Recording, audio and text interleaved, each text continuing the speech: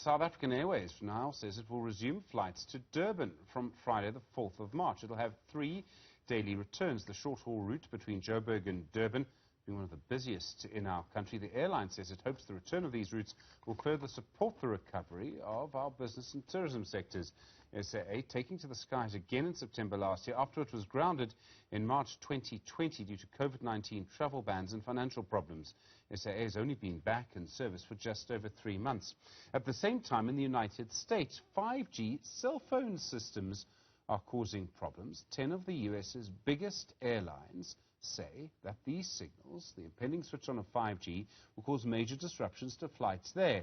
They fear that C-band 5G signals will disrupt the navigations of planes, particularly those used in bad weather. The warning issued in a letter sent to US aviation authorities. Well, let's find out now from the aviation analyst, Phutego Mojapele. Phutego, good afternoon to you. Firstly, the route from Joburg to Durban. I remember the KwaZulu-Natal provincial government furious when that route was first cancelled. How important is that route between Joburg and Durban? Thank you, Stephen, and compliments of the new year. I think the year started quite well for South African Airways. Last year, December, they have seen a quite significant increase as far as the customer volume is concerned. And it was really quite important for them to start launching this Durban route because they were really overwhelmed with the number of passengers that came on board during December time. And they seems to be getting it right. For the first time in the longest time, they got it right this time around. So you reckon they'll be able to make money out of it? In other words, it'll help them to remain a going concern? When you look at their operation currently, they're using 1 aircraft for a specific route. For example, this Durban route will be operated by 1 airplane, meaning that the aircraft that leaves in Johannesburg early in the morning going to Durban is going to be returning back to Johannesburg at a particular time and back to Durban and so on. So therefore, they're doing well. I mean, if you look at Accra and Lagos, they're using A330-300, and that is doing well so far and in that route. So they're making money. There's no doubt about it.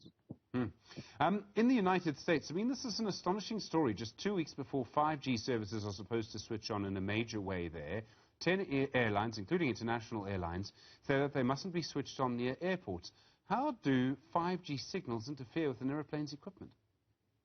So what happens in the U.S. Is that the U.S. airspace is very congested, Stephen. Now, in the U.S., and the weather there is not as favorable as the same weather that we have probably here in South Africa and in many other parts of the world. So in the U.S., they rely mostly on the ILS system. So the ILS is the instrumental landing systems, meaning that you get guided by the instruments as you are approaching the airports where you are going. Now, when the regulator in the United States issued the spectrum for the 5G, there was a buying concern with regards to the allocation of those spectrums around the airports, especially the main hubs. So the AT&T as well as T-Mobile and Verizon, they then said they are not going to implement the 5G technology around the major airports that they think is going to interfere.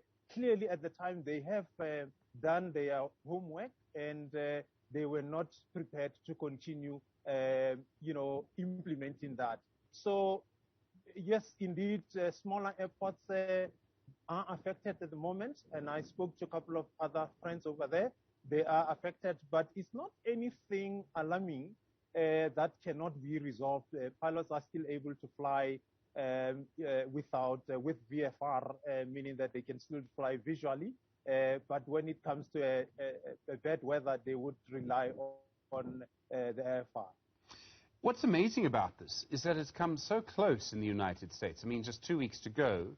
And the airlines then released this statement. I mean, it's an extraordinary statement, basically saying you can't do this. You have to stop doing this. An urgent appeal to President Joe Biden in the United States. I mean, this could have been resolved months ago. Yes, that's correct.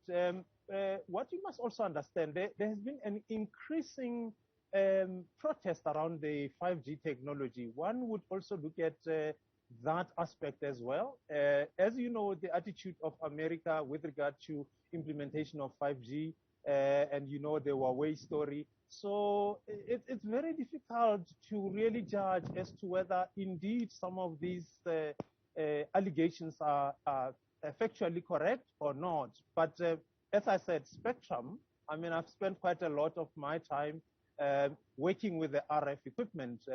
I know for the fact, you know, you get allocated spectrum based on the frequency available at a particular location. So you don't just get it for the sake of getting it. We've had 5G services in our country. Now, I realize they were brought in, there's a very complicated story behind it, but they were brought in at the start of the pandemic when we may not have had many aeroplanes in the sky. But I'm not aware of 5G causing any problems with aeroplanes in our country. I mean, have you heard of any cases?